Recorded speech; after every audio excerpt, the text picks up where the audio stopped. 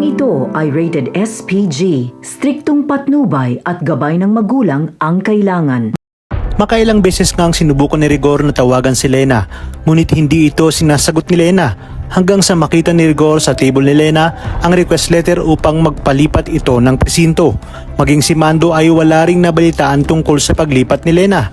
Kaya naman sa paglabas ni Rigor ay sinabi niya sa kanyang sarili na mga ilang araw nilang hindi nakita si Lena ay tila may kulang umano sa kanya na hindi niya nga maipaliwanag kung kaya't kinakailangan niya umano itong makausap upang malinawan siya.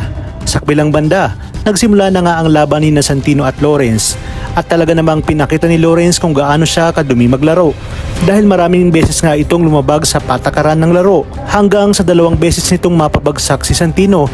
At dahil sa mga taong sumusuporta kay Santino, lalong-lalo na si Anika, ay ipinakita nga ni Santino ang kanyang pambihirang lakas at napatumba niya si Lawrence. Kaya naman tuloy pa rin siya sa pagtrabaho sa Kamao Gym kasama ng 2 niyang coach.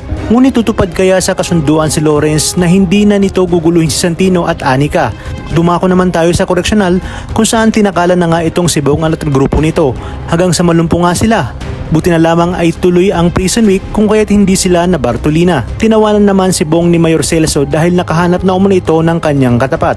Kaya namang galit na sinabi ni Bong na hindi niya makakalimutan ang araw na yon. Kaya't humanda umano itong si Mayor Celso dahil babalikan niya ito. Humingi na nga ng tawad si Mayor Celso kay Tanggol at kalimutan na ang kanilang alitan at magsimula nga silang muli. At ang mga dapat nating abangan ngayong Huwebes, kineson nga ni Olga si Ramon kung bakit hanggang ngayon ay pinapabantayan pa rin ni Ramon ang pamilya ni Mokang. Kaya naman dito kinabahan si David dahil alam niyang magkapitbahay lang sila ni Lamang Marsing at baka may masabi ang mga ito tungkol kay Tanggol. Hindi na nga nakatiis si Rigor at pinuntahan niya na si Lena at dito hindi nagpapigil ang dalawa kung kahit sa kalsada ay naghalikan sila.